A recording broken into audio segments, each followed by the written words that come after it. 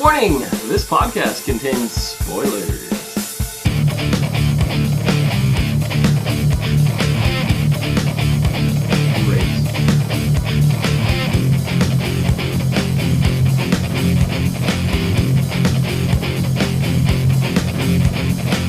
What's up, everyone, and welcome to the ASOTV podcast for the Once Upon a Time Rewind Season 2, Episode 1, Broken. I'm your host, Tom. With me, we have Nikki. Hi. And we have the Wraith. AKA Jake. Who's Jake? I don't know. How's it going, Jake? I'm fucking dead. We were sitting here at pre-show watching Jake build this costume in all of like 2 minutes. He did phenomenal. It was fantastic. So I hope you guys really appreciate that. Oh my goodness.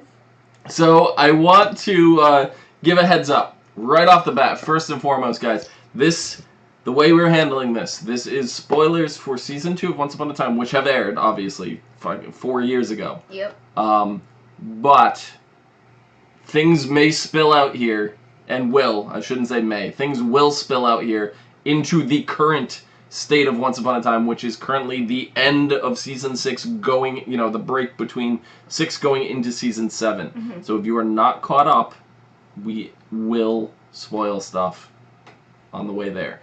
What we're going to be doing is we're going to be talking about this episode, and we're also going to kind of be talking about, like, where these characters have gone in their journeys and, like, parallels and stuff to the current seasons and stuff along the way, and little facts we may not have known back then but make more sense now in terms of... So if you have not caught up on Once Upon a Time in its entirety right now, you should turn away.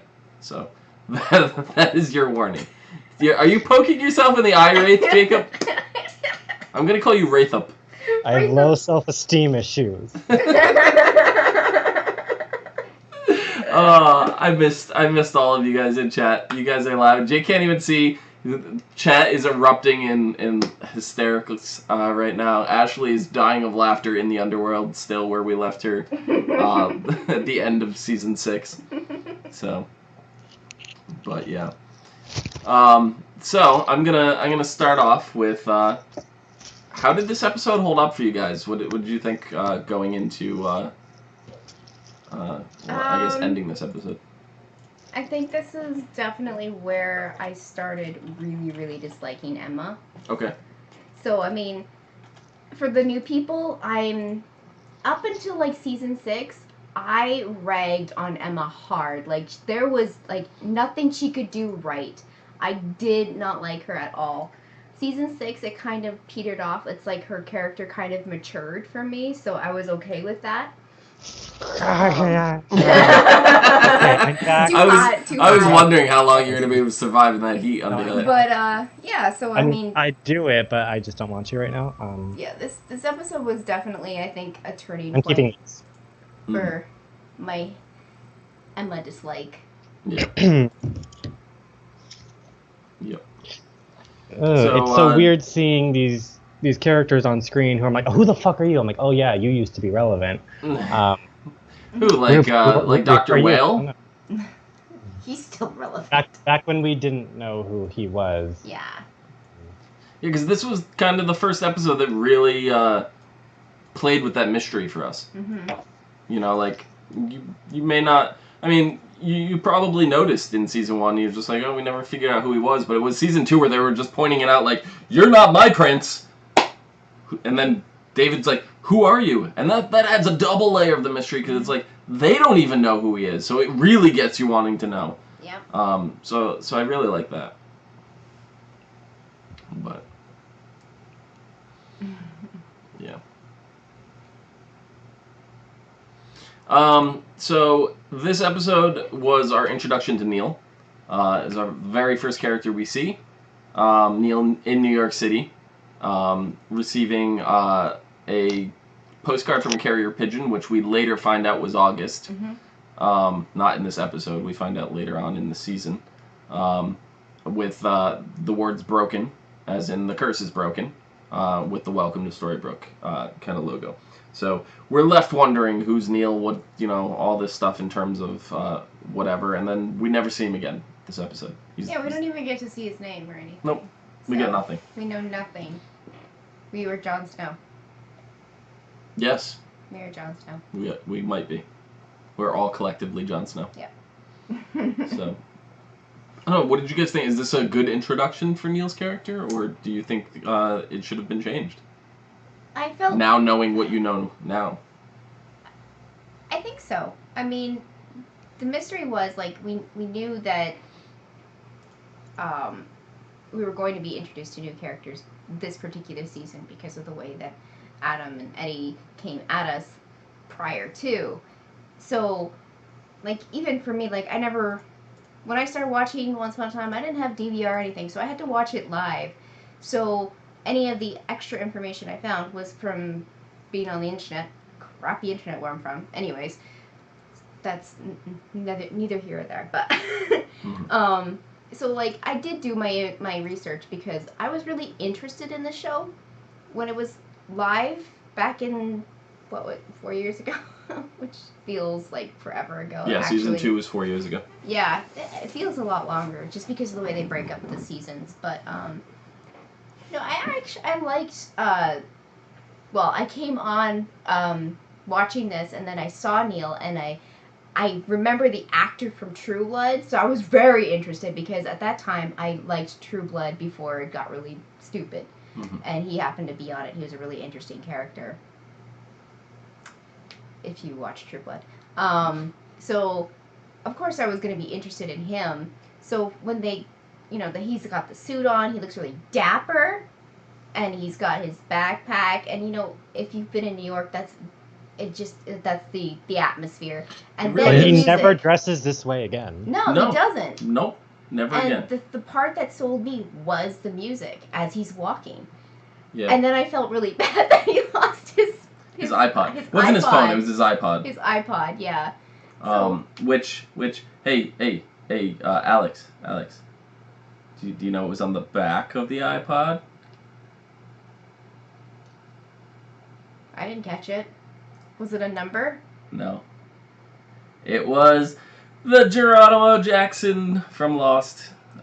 It was the band Geronimo Jackson. So that's what he was listening to. He's listening to Geronimo Jackson. Okay. So I had to throw Lost in. You guys know that. I love Lost. Any chance I get. The only reference to Lost numbers, because Alex, I guarantee you, is about to, let's say, Lost numbers. Chat, I saw him mentioning Lost earlier in chat. The only thing that we got was the time in both Storybrooke, 8:15 on the clock, and once again on the postcard was 8:15 as well. Mm-hmm. So, see? Look, Lost numbers. Knew it. But yeah. So any number is a lost number to you. They are. 4, 8, 15, 16, 23, 42. This number adds up to this number, which means it's also the square root of that number, so 108. It's a lost number. 4, 8, 15, 16, 23, and 42 add up to 108, which is Regina's address. But... Women equals time and money, so we all knew that time equals money, which means that women equals money squared lost number. Yeah. Oh. This is Tom's thought process. That's how it goes. Yeah, so then we go from that to the Enchanted Forest, right? And now in typical Once Upon a Time fashion, we're sitting here going, this is a flashback. Because this is, if you've never seen this episode before, if you're watching for the first time, the way that all of Season 1 was handled was anytime you saw the Enchanted Forest and you saw characters and they were doing things and whatever, it was always prior to the curse. So the big twist in this episode was, this is not a flashback. This is what's going on now, right? And I think that was a phenomenal kind of like revelation here. I wasn't shocked by it now rewatching because I definitely remembered it, but I remember the first time finding that out, I was like, oh, what? I remember back, it was great. It was a great twist. So, yeah. I don't know, do you guys think the twist kind of still held up now, or? No, just because we know what we know. Yeah. I mean, it's still it's still cool that it is But- present time, working with. Because we always have issues with like timelines on this show, and so for it to actually be working side by side on the same line is actually kind of, it's like it takes all the crap off my shoulders. Like Yeah. you know, it's like it's refreshing. We rarely get to see the Enchanted Forest in present day, ever. Mm-hmm. Well, And if we do, technically it's in either- this episode, it wasn't present day. It was technically a flash forward. I think it was happening simultaneously. I think it No, was. it was not. And the reason being is when Rumpel casts the Wraith on Regina, and Regina sends it through the hat to get Yeah, them. it's the same That Wraith. is the first time we see the Wraith at the beginning of the episode. It's the same Wraith. Yeah. So that is the Wraith that they start swinging. All the debris. So all the debris that's lying there, Regina not Regina, Snow and Emma are laying in that debris this whole time. The time they go out into the forest with Philip, they're in that debris through this whole thing. And then they come back and lay Philip on the Nobody came sled. to check on them. They're just Well, they didn't know they were there. They're just laying there. Yeah, pretty They're much. just having a nice So nap. technically, the start of the episode, it is a flash forward to what's going on, and then when we as the audience reveal and we find out that they were sent there, and they're finding them there, that could be present day at that point, but from here on out, it runs present day in both. Just this one episode, in terms of the reveal, it was handled differently. Or the stuff happening in the Enchanted Forest was present time, and the stuff that was happening in Storybook was back in time, flashback. Could be, but we kind of take Storybrooke as present. That's just the way. Well, it's clearly not, because, they're still stuck in the 80s. Yeah. That's the curse. We'll blame the curse. Curses everywhere. Yeah. What did you guys think of the Wraith for the antagonist this episode? We need a creature, something that sounds intimidating, but it's really not intimidating at all. It looks stupid. My costume is better than that fucking thing. I did love your costume, Jacob. This is never brought up again. I completely agree with you. I've always thought of a Wraith as very, very powerful, supernatural, spirit being. Especially, since I've played D&D and, I know a lot about the lore of that kind of stuff. So when Once Upon a Time brings it in and it's just, turns it on its head. Yeah. It's not even that scary, but, I mean, for Regina, who's possibly going to get her soul sucked, it is terrifying. Yeah. So. Yeah, but I wish they would have used this more, because we never mention this thing again. We never see it again. Mm-hmm. And even when Philip gets his soul sucked out, we never get to see the aftermath of that. How did they get him back? Because we know he comes back. We've seen it. How the fuck did they get back? That's something I don't remember, to be honest. Was it handled this season? It was not. They brought back Philip in season 3. Okay. For 5 episodes, and they never explained how he came back.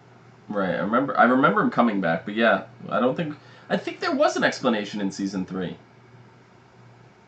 When was the last time you watched season 3, Jake? Okay. I Last watched summer? this show. I watched this show on the regular. Okay, so in season 3, when we're still doing Neverland, we discover from Mulan, who's helping out Neil because he wants to get to Neverland, that they find out that you can. She says she's going to Aurora to tell her how she really feels, but we also find out that she's been traveling with the Merry Men, and then she goes to Aurora, and then Aurora is there. She says, Philip and I are expecting a child, and she just, mentions that Philip's back. They never explain why he's back. I think this is the first instance where we hear that he's back. And then we don't see him or Aurora again until the latter half of season 3, where they're in the Enchanted Forest and Zelina's there. And then they're also transported back to Storybrooke, so that's why they're in Storybrooke now, and we never see Philip again after that until they find out who casted the curse. Right. And So we find out it was Snow and blah blah blah blah blah. After that episode, we never see Philip again. yeah, what I'm reading here is later on. It says, in an attempt to swing Aurora's loyalty after capturing her, Cora tells the princess that Philip's soul was not consumed by the wraith, but nearly traveled to another world, implying that there's a possibility to bring him back. So we're gonna get that later this season, and then at some point in this, I don't know if this is in this season, or if this is later. All we get is, this is gonna be when Emma and Mary Margaret do return home this season. Mulan returns to Aurora, tells her about the possibility of regaining Philip's soul, and then through unknown means, the women eventually restore Philip to his body. So Yeah, we don't we know don't how. see it on camera, but they do have a story kind of set in place for that. So Yeah. it's Which I wish we explained, could- but not well. Yeah. It's not Just barely there. explained how they do it. It's just explained that they can do it, and we find out that they did do it. We just Yeah. don't know how. And I'd like to see that. What I agree. trials and tribulations did they go through to do that? I agree. I do like that they went into a little bit of like additional lore to it. That Mulan was called the Quishen, a soul sucker. How it marked its victim, feasts on its souls. There was the gold pendant around its neck that it, This it is all marked. very interesting. I want to learn more about it. Yeah. Again, never brought up. Never. There are one-off villains on this show that are actually really great and really memorable, like the Blind Witch. I mean, we all know her. She even comes back, and she's great, and I She's love her, funny. and I wish she would come back even more, because she's hilarious. Exactly. She's hilarious. Yeah. She's also kind of intimidating. Mm-hmm. Yeah. This thing isn't. Probably because there's no actor behind that thing. Maybe. I don't know, because like it's the same thing when Maleficent comes back later on in this season, but she's not really Maleficent. She's like a ghost zombie shrieky thingy. Yeah. That again, not intimidating because like there's no actress portraying that. Well, I think that's it. this I think is kind of reminiscent of those things in Harry Potter. Yeah, the Dementors. Yeah. Yeah. And I feel, because I've never actually watched Harry Potter. I've seen clips of stuff when it was on TV. They're very, very similar. Yeah. On stuff like that. And I do remember watching one get in somebody's face and like seemed like it was sucking their soul out. So Yeah. um, Dementors, they guard Azkaban, which is the wizard prison. And what they do is when the wizard that's in prison is sentenced to death, they suck the soul out of you. They suck the life out of everything pretty much, but they feed on souls. Mhm. And they're not evil creatures, it's just in their nature because this is what they have to eat or they'll die. well, they seem So- more frightening from what I saw than the wraiths in Once Upon a Time. Yeah, because like they just bring death wherever they go. That's just they can't help it though. Yeah. But I'm sitting here going, I don't know how Regina gets rid of the mark, all this stuff, and then as the episode panned on, it went on, and they explained, because it was more Philip and Mulan explaining when Mulan was like, I can take the mark. So at that point it was like, and save you and Aurora can go on. So at that point Mulan's explanation explained also how it left Regina. It wasn't just, it went to another realm and that's the end of it. It went to another realm and somebody else got marked and that's why it's off your tail. Yep. So, yeah. Can you please address that? I'm getting yelled at in chat for not watching Harry Potter. Well, who the fuck cares? Okay, Harry Potter is great. If you don't watch it, fine. We have other things to watch, and sometimes we don't have time for Harry Potter. Okay, Harry Potter is the greatest in the world, I have y'all. nothing against Harry Potter. I just didn't have interest in it at the time it was out. How many of you have And, seen? Okay, chat. I ask you, how many of you have seen Star Wars? And if someone says no, do not bitch. There are legit So- people out there who have not seen Harry Potter or have not seen Star Wars, so it's fine. Yeah. Like, I have nothing against Harry Potter, and I'm sure I would actually enjoy Harry Potter because I love the fantasy element of it. I think you'd like the books better. Maybe. But, The movies are great. They're I think good. yeah, The no, books are it's even something better. I'll get around to eventually. Don't worry, guys. But Yeah, I did like the fact that it could be transferred. That answered a lot of the questions I had about the Wraith. There's really nothing more that they could answer about the Wraith that would be interesting other than maybe an origin, and where exactly the souls go. So there is enough, I believe, for them to carry on more story with Wraiths, especially going onward into Season 7. They could be something they touch on again. I was kind of thinking, like, they could probably bring the Wraith back and actually explore the dimension in which their souls go, like, the souls that they collect go to. It could be, like, around, like, where the dragon was at, behind the mirrors. Yeah. So, like, there's so many things they could do with that. I would like to see them bring the Wraith back. Yeah. And I'd like to see Philip, Aurora, and Mulan back, because really the characters have gotten the shaft. Because just give Mulan a happy ending. Can we have that, please? Can you give her a ending? How about that? Yeah. Yeah, no, I 100% agree. And Philip and Aurora, they're like fucking adorable. Okay, these two are so cute. So bring them back. And they have their little family. I would just watch a sitcom of them, because that'd be fucking adorable with them and their little mini Philip. That's what they named their baby, and I hate when fucking people name the baby after an already existing character. But okay, that's fine. But you know what? They are better parents than what we've seen on this show, because they actually take care of the damn baby and they actually remember that they have one. I mean, but look at Cinderella too. I mean, she's a single mother and she's doing great too. But we don't get to see her either. Yeah. So we saw, and they brought her back for just that one episode last season. I was fucking so excited. I'm like, Cinderella, and she's gone. Okay, great. Yeah. With Mulan though, Carlos saying Mulan having a love interest in Philip, that was strange to see. I don't think it was a love interest in Philip. Let's have a talk. I think the writers went in intentionally doing the jealous bit of Aurora jealous of Mulan because she's a woman. You clearly see Aurora being very misogynistic to her own kind in this episode. She's like, you can't have another warrior. No, we're damsels in distress. Yeah. Like that's what she's running under.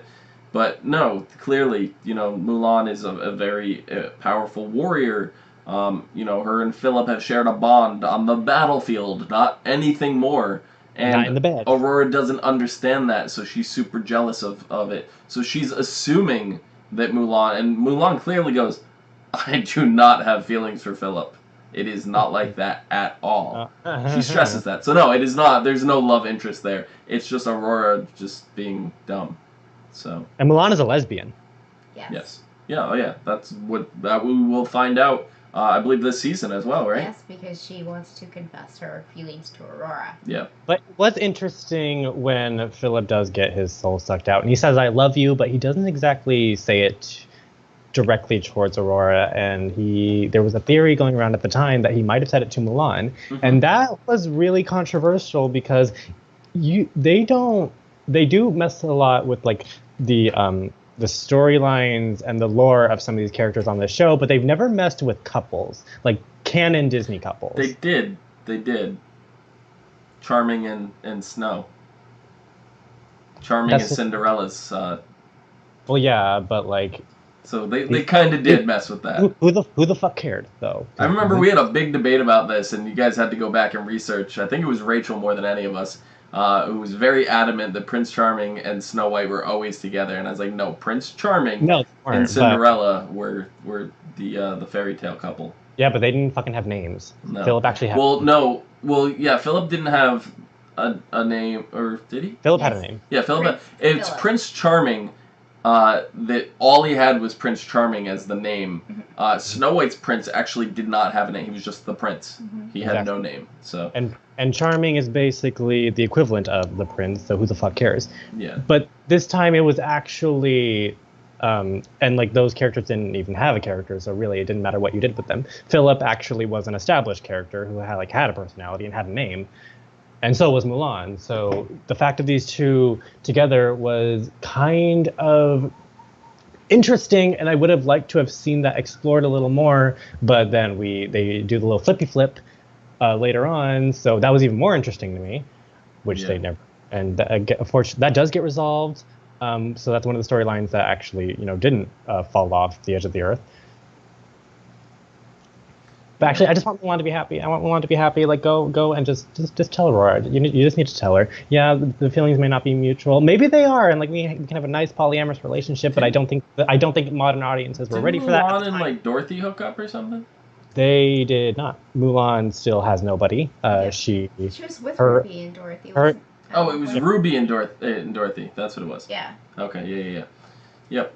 Sorry. And then so we explained a little bit about the how the curse worked here in the Enchanted Forest too, which was nice to get some information here. That we found out that the realm was frozen in time for 28 years. Mm-hmm. And then, well, one the part pocket that of it was safe was frozen. Everything else is supposed to be non-existent now. No. Well, it's still there. I think time's still going. Just nobody was there. Yeah, but there was one area they said. Now this is what's confusing me. They said that about they searched for Mulan for about a year. I mean, not Mulan. Aurora for about a year.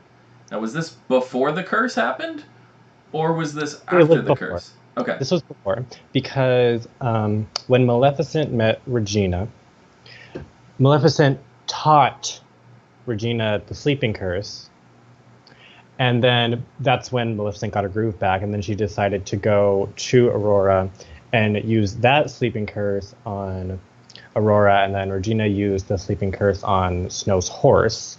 So this was before, when Aurora fell asleep, this was even before Regina, even became queen. Right. Okay, so so the sleeping curse went off, and then the big curse went off. No, sleeping curse went off. A year went by. The curse was... oh, no. They were looking for her for a year. Then the curse went off. Mm-hmm. And then everything now broke. So we're under the assumption still then, because of that, how that functioned, that Emma breaking the curse in Storybrooke broke it in the Enchanted Forest as well. Mm-hmm. Okay. There's a question in chat by Red Bandit. Was that supposed to be Agrabah that Mulan and Philip are running through? This was an interesting thing that I thought about, because it does look similar, but actually in the episode that I was just talking about with Regina and Maleficent meeting up, they're in a spot that looks very similar to this. So I think this is a part of the Enchanted Forest that's just like really dry.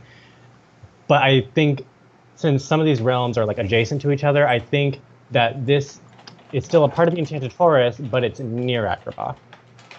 Yeah. Yeah, I don't know if it was supposed to be. That may have been a thought at that time, because they didn't handle Agrabah back then, and I don't think they thought of, is it in this realm or is it in another one. I think they may have been like, yep, here's desert, whatever, because we do hear things about the Agrabah Viper, right? We dealt with that last season. We had the poison and stuff like that, and we're gonna deal with is it this season, Sydney being the genie of Agrabah? That was last. That was last season. That was okay. last season. Yeah. Oh yeah, because that was the same episode with the Viper. Mm-hmm.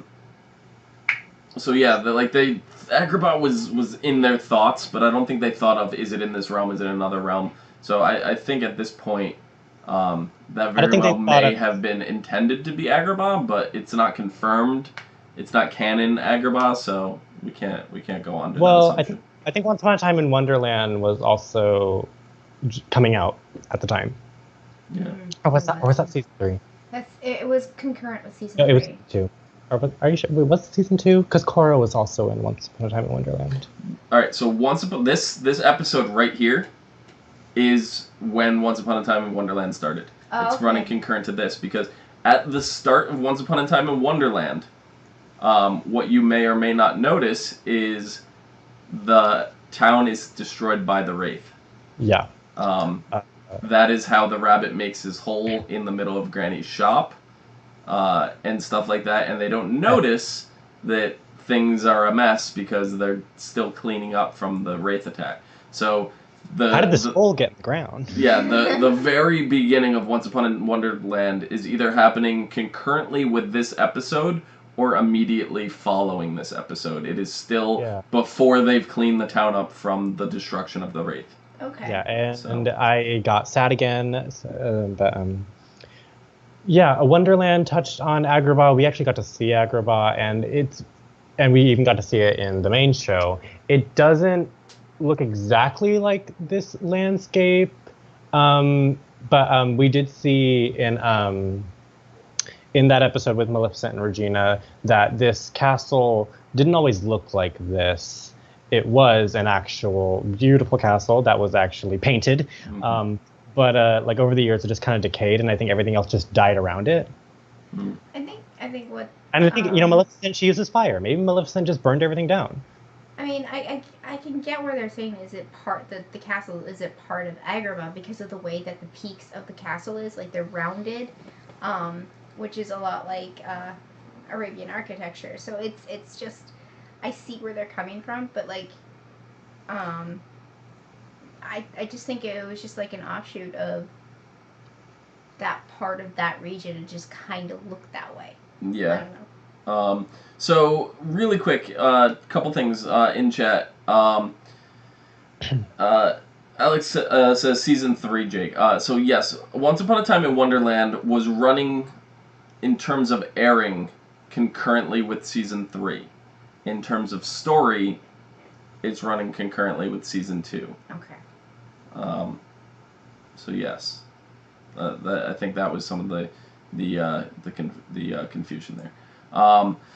Second, Carlos is saying nope. Sydney was never the genie, not even in the Wonderland series. Like what the hell? He was, in fact, in season 1.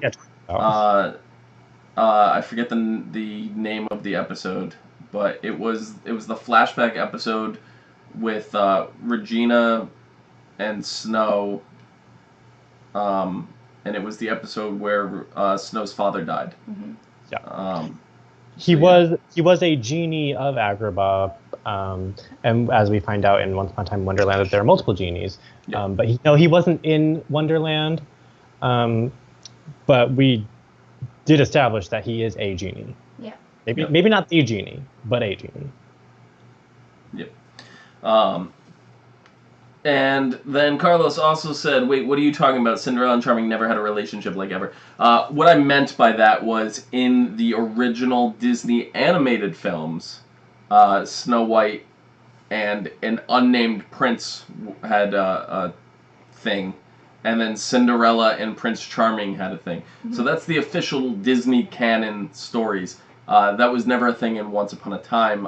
I meant that Once Upon a Time swapped around, because Jake said in Once Upon a Time's crazy mixed canon they've never swapped relationships around, and they did haven't. Technically. They didn't. Well, then David would be with Cinderella if that was the case. No, David would be with Snow because his name is David, not Charming. She gave him that nickname. I guess. I get that. Yeah. Okay. I think Prince Charming was still a nickname for Cinderella's as well. But so this is what princesses call their princes in this realm. Maybe. Like, because like it wasn't even because he was charming. That was just like a joke, and like it stuck. She just called him that, but he had a name, and so did Cinderella's prince, and I don't fucking remember it. Just like all the other characters on the show that they've forgotten about. Yeah. Carlos was saying Wonderland was in season 5 because we don't get to see Scarlet after season 4 finale. The thing is, though, we just got Aladdin has been in Storybrooke since the very beginning. We just found this out in season 6. Right. So here's the whole deal with Wonderland. Let me try to explain this in the best way I can. So you have Can we map it out, please? Can I draw on the wall? You have Will Scarlet is technically in Storybrooke right now. He's been in Storybrooke through season 1 and up to this episode in season 2. He's literally writing on the wall. Oh my god. So I really hope you can wash those walls later, Jake. Yeah, I'm good. I'll paint it. I'll make some. Okay. It comes off. Okay, so like wibbly wobbly stuff, and then timelines, and the thingies, and then here's a heart. These things are relevant in the show, and then here's a dragon. Okay, so in terms of Wonderland, Will Scarlet is here. He's been here season 1. He's been here through the entire curse. The rabbit comes and takes him out during either the middle of this episode or shortly after this episode. Brings him to Wonderland. All of Wonderland happens. In which now it's when it's airing in season 3 and we get some background stuff with Tinkerbell and Regina. We see Jafar in the background of one of those scenes. Jafar is still looking for lamps at that point, so that is flashback. All of Wonderland happens concurrently with the beginning, or I guess through season 1 and season 2 and season 3, and then we see in the future, right? They get their happy ending, right?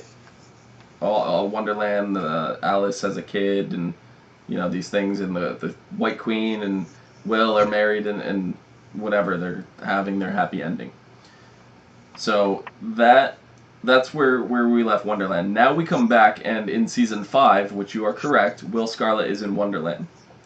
What we are assuming now is this takes place before the end of Wonderland's flash forward of 5 years, 5 years later, or whatever, when Alice has her daughter. It was a daughter, right? Yes, I think. Yeah, So. it was Alice's daughter. This part of Will going into Storybrooke takes place before the 5-year jump, before Alice has the kid.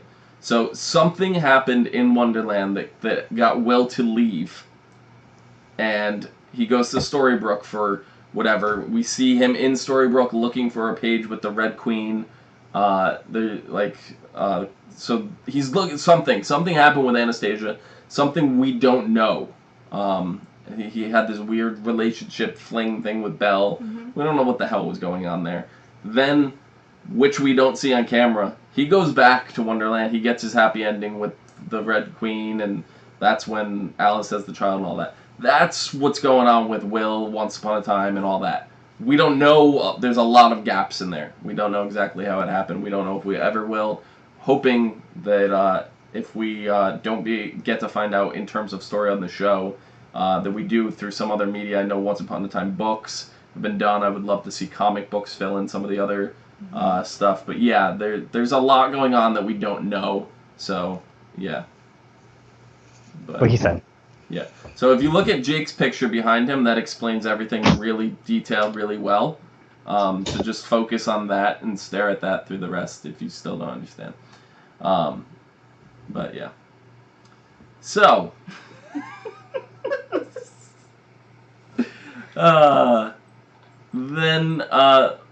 so in Storybrooke, we're dealing with a lot of the characters reuniting for the first time. Even though they've been together this whole time, mm-hmm. They've not been mentally together under their old selves, under their curse selves. So Gotcha. We're dealing with the first time, Snow and Emma meet. And her explanation for this was fantastic. It's like, no, we talked about stuff, but never as mother and daughter, like our one night stands, and then you see Charming like, what? And she's like, with Whale. And I just started cracking up to myself because I was like, he still holds a grudge 4 years later. Well, I think it's actually 6 years later because time jumps and years and whatever, but four seasons later, he's still holding a grudge in season 6 during the wedding. How he's saying, I don't want to have our wedding or Emma's wedding reception in Granny's. There's bad memories here. She's like, what bad memories? You and Whale. Like, he's still holding on to this in season 6. And so it just really made me giggle hearing, because this is when he found out about it. This is that episode, so I had a good chuckle. You know what? I forgot he said that in season 6 to Snow. Yeah. Like, it just went right over my head. So, now I'm sitting here going, David, you're an asshole.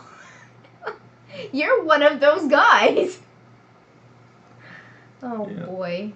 Ashley goes, Jake, why would you ruin your wall? What do you mean ruin it? It's a masterpiece. Mm-hmm. What you should do is get a X-Acto knife, Jake, and just cut that section of the wall out and throw it up on eBay. It's not drywall. Oh. Well, somehow get that on eBay. So, but yeah, I don't know. You didn't notice that? No. No, I Did think you- it went. There was so much going on at the end of season 6. I just couldn't, Yeah. Did you recall that, Jake? I Rewatching recalled. I just don't care because I really don't. I really didn't give a fuck about what was this? happening. You hate in that Whale. point. I mean, I don't. No, I don't hate Whale. Like, where The the fuck did you get this from? Charmings.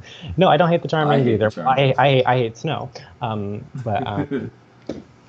But I love David. But David, really, you can't do this. And I understand y'all are true loves, and apparently, like, you're the most important people in the universe. So I get it. But seriously, I think there's a clause in the relationship agreement that says this doesn't count if we didn't fucking know who we were. Okay, Sheldon Cooper. But yeah, and then there you go. There's Sheldon. And then you deal with Emma. She's hearing them all out, but Emma really, she still has abandonment issues after all that. And I can't even say Emma suck it up because this is something she's dealt with her entire life. It's not a light switch you could turn on and off. So And she just fought a dragon and all this Yeah. shit. So, yeah, and then you have the town in the middle of this conversation. You have the town rising up against Regina, and then we have no magic. yeah, and then I feel super stupid. I swear. and then Emma has to lock Regina up to kind of save her because Whale literally wants to put her head on a pike, which is kind of funny now, looking back and ironically thinking about this because Whale being Dr. Frankenstein, knowing Frankenstein's monster was met by a crowd of people with pitchforks trying to destroy the monster, having Dr. Frankenstein now lead a very similar thing against Regina is irony at its finest. Mm-hmm. So I think that's actually fantastic. That's something I didn't catch the first time through because obviously we don't know Whale at that point is Dr. Frankenstein. But now knowing that, going back, it's just like, aha, you guys were pretty clever. Mm-hmm. I like that. So, but yeah, the little lines with Whale and Charming and You're Not My Prince and all that were really great. So I love that. And then this is where Regina. At this point, does Regina know the Enchanted Forest is still around, or? No, she's under Because- the assumption that it's gone. But she just reached through to get an apple for Because- the curse that put Henry to sleep. She Yes, reached through the hat. Well, she is and this is what Regina does. She just fucking lies. But actually, no, Charming- hold on. Charming does Hold ask on. her. The apple that she reached through was a moment in time because that was during the middle of a flashback we were watching, and the apple rolled down the hill because it was when Snow. Was it Snow? Yeah, it was the same apple that Snow bit that put her under the sleeping curse. When she bit it, she let go. That apple rolled down the hill. Regina came up and grabbed it out of the hat. So Jefferson's hat actually does do time travel. Yeah. So, because I remember it was think of a moment in time, think of an object that you want to grab. So yeah, that was the past. So she might be under the assumption, she might legitimately, I don't remember because I haven't watched this season in a long time, she might really think that the land is gone. No, she just legitimately does not know because David asks her in a later episode. I think it's like the episode after this. He asked her, like, are they really gone? And she says, I really don't know. Yeah. Yeah. But she clearly even said the curse destroyed all the lands. Mm-hmm. So she's under the assumption that this destroyed Wonderland, that this destroyed Agrabah, that this destroyed, everything the Mad Hatter's hat can touch. Then that would mean everybody else would come over to Storybrooke, and the town's not big enough for that. Regina, you're stupid. I don't think she thought that the curse was going to bring everyone. That's what the curse does, though. Yeah, but I don't think she knew the intricacies of it. There's a lot about this curse she doesn't know, because don't forget, this isn't her curse. This is... Yeah, she constantly calls it her curse. Right. Yeah. This is the Black Fairy's curse. Mm-hmm. So... No, I this don't curse want to this curse start is a- on her. Oh my god. This curse is a whore. It goes around with everybody. Yeah. Oh, man. So, you had Emma standing up to Gold this episode, and then Gold had to remind her. It's like, look, did you not get your son back? Did you not get reunited with your family? Did you not break the curse? What's your problem? That you're an asshole. Well, yes. But, and then Gold did remind her that she still owed him a favor. This is something that was left over from season 1 about halfway through the season that was never addressed again. And it was kind of off. And if you weren't very closely paying attention last season, if you're a casual viewer, it's something you may not have remembered coming into the season. Mm-hmm. So this was a great opportunity to get a refresher on that. And we do know that this is for later on when Rumpel wants to leave Storybrooke and have Emma escort him. So that is what the favor is going to be. Then we deal with the Regina Wraith thing because, Rumpel had to promise Belle that he would not kill Regina. So he instead issued a fate worse than death, which was the Wraith.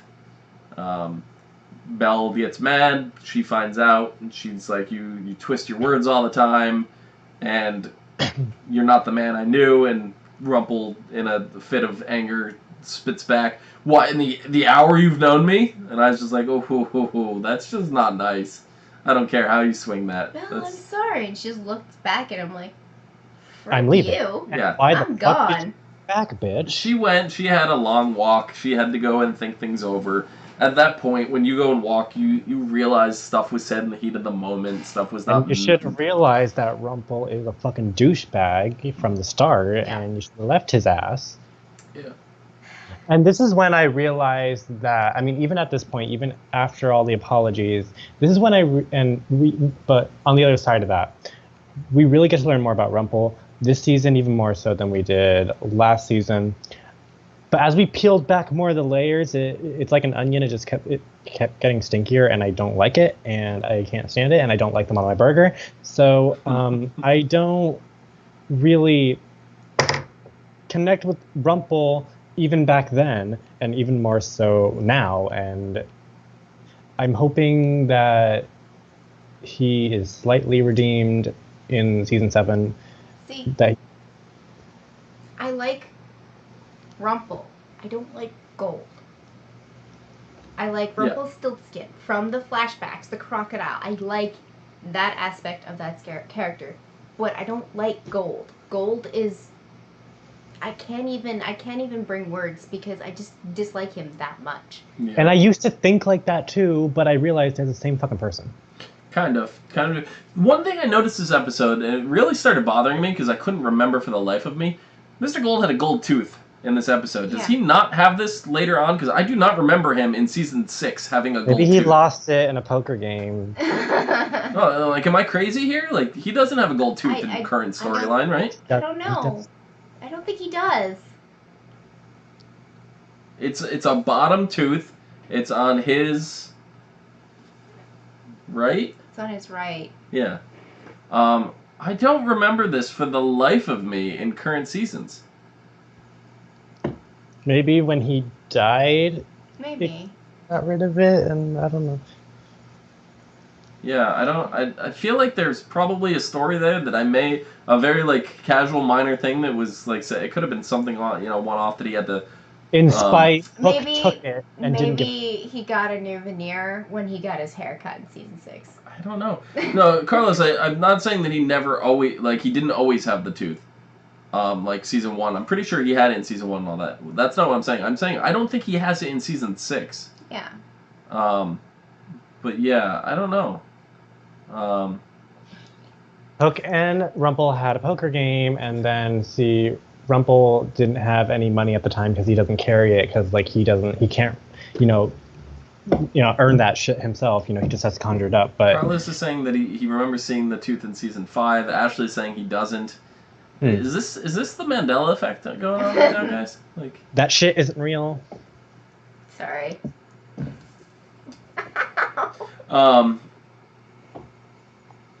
What? But that was rude. Excuse me? But yeah, no. I don't know. That really, the tooth was bothering me in this episode, so I got to go back and look at that. But so Carlos is saying I remember seeing it when he fought Hyde. So Okay. I'm gonna have to go back and look. I'm not saying you're wrong, Carlos. I think maybe they forgot about it, forgot to do it in certain episodes. Yeah. It's Well, a like, minor detail though, like. But like it's something that you notice as soon as you don't see it. Yeah, it's exactly. Right. So. And Ashley's very adamant that he doesn't have it. So, I'm not saying anybody's right or wrong here. I'm just saying I'm gonna have to go back. To that I say, who cares? Let's move on. It bothered me. I don't know why. It just really bothered me. So, but in this, when Belle does come back and they have the talk, and she notices, oh, you still have the chip cup, and she starts getting all sentimental, and Rumpel starts getting all sweet, that this is the only item in the shop that I cherish. And then Rumpel admits after that. To buy it, so I'm stuck with it. Yeah, and then Rumpel admits after that he is a monster, and you should just leave. So yes, at this point, I agree with you, Rumpel. Yes, no, 100%. So at this point, and I think Cleo, when she was around, said it best that she's not necessarily mad at Rumpel, that she's mad at Belle for going back, and all. Oh no, I'm not mad at Belle anymore. I'm beyond that because I'm fucking mad at the interns that fucking turned in that fucking script when everyone else went out for coffee. Yep. Yeah. So. Oh, this. Do you looking back now in retrospect? Do you think this was a good premiere episode for season 2? At the time, yes. Yeah, at the time it was, but like they upped the ante. Not even season 3, season 4 and 5, and like it's just. Well, season 3, the big draw was Neverland. The way this season ends up ending, too, on such a big cliffhanger like that. That is one of my favorite finales. Yeah, I agree. The finale is great because we had like little inklings about Neverland, and we didn't really know if like we were actually going to go there or anything else. Mm-hmm. But then like at the end, and when we started to like put the pieces together, like, oh my god, this is happening. And there isn't really another finale in any other season like that for me. There were definitely finales that I liked, but like they weren't as like impactful like this one, where I was like getting really fucking hyped up, and also because I love Peter Pan and I love Neverland, but also this, going back to this premiere, knowing what we know now and like how much they've done over the past seasons, this felt smaller, and it's because it's bigger from season 1. But it still feels small because we're still in Storybrooke and we're still in this one realm. Mm-hmm. We've gone to so many different places. We've gone to so many different time periods. We've fought so many like more threatening things. So looking back at this, I'm kind of also glad that I did get to watch this again, because it reminded me why I loved the show in the first place. Because we've never had anything like this before on TV. A fairy tale show. Yeah. Yeah, I was going to say Lost, but yeah, fairy tale. Yeah, I guess, but like, yeah, but all of this at the time felt gigantic. Yeah. I think this still holds up. I think it's still a really good premiere episode.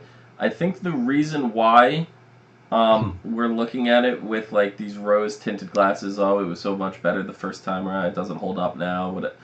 I think the reason for that is the big part of this episode was the twist factor of, oh my god, this is happening concurrently. We're in the Enchanted Forest. We get to see the Enchanted Forest this season, where now it's just like, we already knew that was the twist.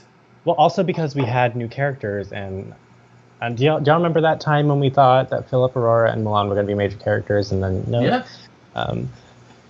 So that's definitely, we're going in with what we know now, about certain characters and holding that against the premiere. Yeah, well, and I don't think that's fair to the premiere. I think the premiere itself still holds up well. Yeah, but like I'm just saying, in retrospective, it's like kind of disappointing because after watching season 1, when you did watch it, we spent all these time with these characters and we come to love these characters. And then we're just transported back to this world that we've always seen, but it's so different now. And we have these new characters that we've never seen before, and they were never alluded to before. Yep. Mm-hmm. And it's disappointing now that I look at it because of either the way they were written, how their storylines panned out, or just their absence. Yeah.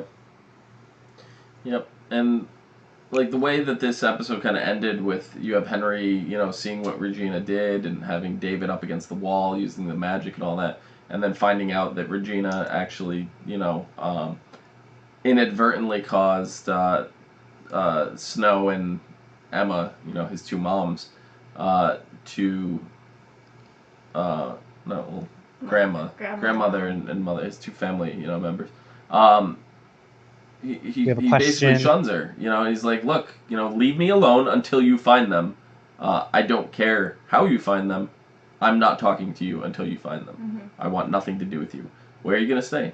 David steps up, and then he's very sure they're alive. David's just the, eternal epitome of hope. And it's that connection that he and Snow have. I want to put that in quotation marks because they just always feel like they can find each other. That's the whole point of their relationship, that they always find each other.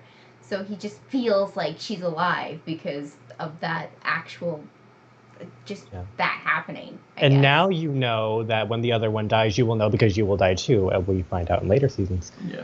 I will always find them. It's just like, really, David? Really? But really quick, it's Carlos. True. Yeah, Carlos has a question in chat when we were discussing Rumple and Belle and the cup. Carlos says, "What is with the chipped cup? I know it's a reference to Beauty and the Beast, but what's the point? I mean, I always thought that the cup was somebody that Rumple cursed. That would have been cool and so twisted. So what is with that? Is in the Disney canon Beauty and the Beast cartoon? Yes, Chip was a person. It was a cup that had a chip. In the cartoon, he had a chipped tooth, and when he turned into a cup, he had the chip in his cup as opposed to his tooth. Mm-hmm. So now, knowing that, coming into this show, and you're like, oh, well, everything in Rumpelstiltskin's house, mansion, whatever, is a person. It's a cursed person. That's what you're thinking going into this show. So now, when we come into it, and you have Belle, and she's a klutz, and she drops the cup on the ground, and you see the cup have a chip in it, because we did just get through seeing, at this point, we did just get through seeing Rumple turn Gaston into a rose, and then Belle snipped the rose, so now we're like, okay, she just accidentally killed Gaston. I like how they addressed that back in season 5. Thank you, continuity, when, you fucking mattered to the writers. Yeah, and so we're like, okay, she just killed somebody, a cup. And then when she's like, oh my god, I'm so sorry, she's worried that Rumple's going to be mad. Rumple just looks up at her and goes, it's just a cup. Mm-hmm. And literally, he's not... Nothing. It's literally just a cup. There's nothing else to it. Things in that castle, but none of them were people at one point, except for Gaston. Oh, there was Lumiere. Yes, Lumiere. Well, but that was a fake. That was a fake. Right. So the point of the cup now is it symbolizes how worried Belle was that she upset Rumple, and he kind of laughs about that. It's like, she was so worried of this cup. Well, yeah, and he's got it, and it's like this precious... It had a human moment. Yeah. Like, he wasn't malevolent to her or anything. He wasn't, like, making snips at her. He's like, he said to Belle, it's okay. Yeah, so the cup holds meaning to them in a cute little, we shared a moment kind of way. So that's really what the cup symbolizes. They've broken that cup so many times, and it's come back, and then it's died again. Yeah. The cup is a living thing, actually, because they addressed that in season 5, that the cup was a living thing. It wasn't a person, but it was a living thing. Yeah. So, I think that about does it for this episode. You guys have anything else? I don't know. Ashley was saying that she has a bone to pick with Jake, so maybe we should cover that. I think she's just mad because in our season 6 musical episode, Jake threw her into the underworld, and she's been rotting away there ever since. I don't remember how that went down. I have to go back and watch. But, So hopefully, Ashley, how I did it. Jake will have an answer for you next week when we cover the next episodes. Yeah.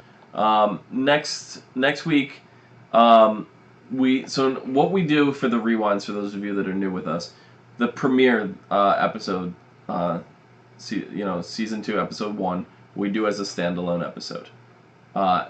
We do the finale as a standalone episode, but we double up all the episodes in between.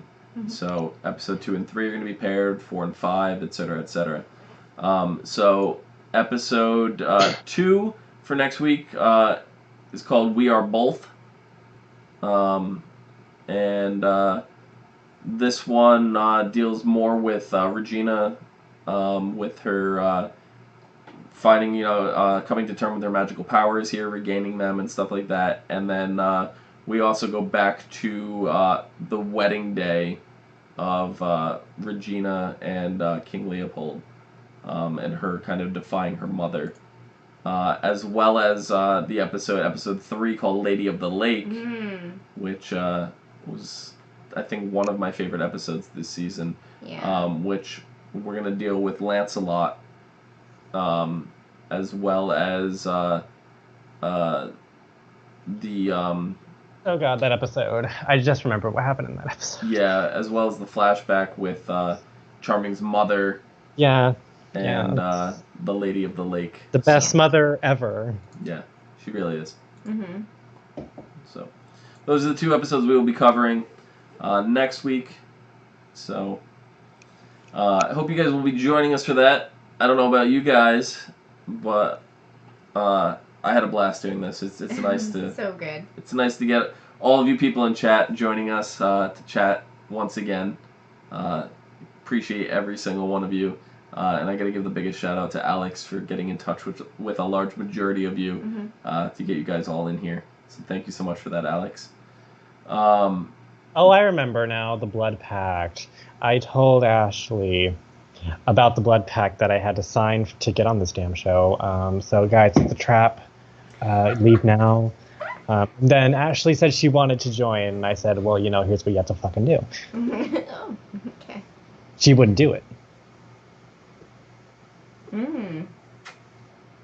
You might want to reconsider, Jake. Take her out of the underworld. Maybe the finale of Once Upon a Time, when it finally gets taken off the air, maybe you could free her from the underworld. I don't know. Ashley, come on this show. Why don't you come on this show? That's how you get off. That's how we get off. That's how we get you out. Okay. So, thank you guys so much for joining us. Next week, we will be doing the double episodes, and Rachel will be joining us. She will be back for those. So we will see you guys then. In the meantime, Nikki, where can the people find you? Find me on Twitter at LadyVenom24, LadyVenom24, and remove your claws. Jake, where can the people find you? You can find me and all of my giggles and gore and monsters and mayhem here on YouTube at Jacob Salazar, or you can find me on Twitter, tweeting me throughout the week, throughout the life at TwoNowhereLand. That is TONOWHERELAND. Check out my Midsummer Scream content that is coming July 29th and 30th. Midsummer Scream in Long Beach, California. I will be there on the 30th, and you will get to see my greaser vampire costume that I will be working on. Ooh, sounds good. Join the Nowhere Land Society. Yeah.